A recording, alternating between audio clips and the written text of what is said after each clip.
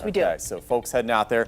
And let's start with, oh, yes, the fireworks. I can't get enough of this. And we are talking about a nice evening, but a hot evening. None of nature's fireworks. We got to take it easy. And I've been talking about hydrating throughout the day. We don't just wait until we're out there and we're saying, oh, I don't feel the best. Yeah, that's the worst thing you can do. So throughout the day, when it's this hot, I mean, these are scorching temperatures, right? And I've said hot as a firecracker. Don't mean to use that as a pun, but it really tells the story. You can see low to mid 90s, even mid to upper 90s inland. And then the thing is this, so you're heading out to Largo tonight for the fireworks. It's still going to be 90 degrees at 8 o'clock tonight. So just keep that in mind. We're going to hydrate well.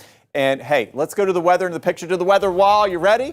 All right, we're going to get the fireworks in and some good scallop fishing weather. And look at the scallops out there. So Dr. Joseph Lee, great shot there. He had a good time yesterday scalloping and holding right there. So just keep in mind, the size does matter with the scallops you actually catch. So if they're too small, you don't chuck it, you chuck it. Got that right? You chuck it instead of shuck it. You throw it back. Right. So they can have a healthy future. You okay over there? Yeah.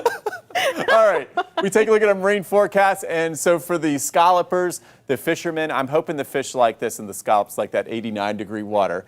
Seas at just 1 foot with a southeast wind shifting to west at just 5 to 10 knots. We've been talking about this, yes, ad nauseum. Oh, yes, the heat ridge. It just doesn't want to go away. Look at all the 90s on the map near 100 in Little Rock, and where you see some of the darker pinks, that's 100-degree weather across several states and record-breaking temperatures. So that's why we're feeling the heat here.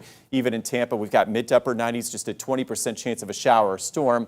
And what's happening is, yes, we've got the heat. The humidity will continue to build with more of an onshore flow, feeling like 104 in the shade. And it's all due to this heat dome that's just going to slowly ease and be crushed to the south, and that's slowly. So the new information in for our holiday weekend is, yes, it's going to hold longer and stronger. I think we're going to be near record highs, if not set record highs, all the way through the 4th, while you're going to hear about storms up to the north around what we call the ring of fire. So this high pressure sets up a ring of fire.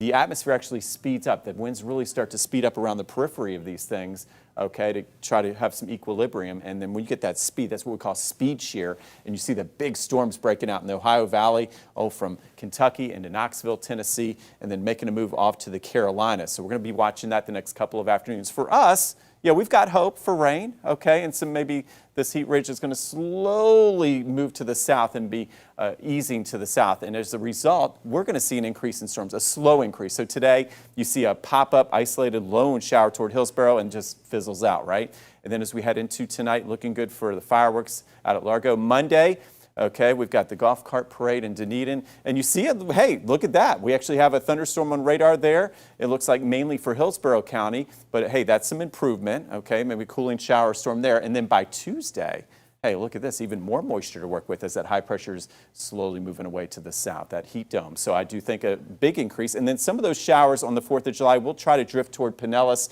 in the evening, but again, just a leftover light shower, and it should not affect any of the events for our 4th of July. So as we get to the big picture in our 7-day forecast, it's all about the 3 H's, right?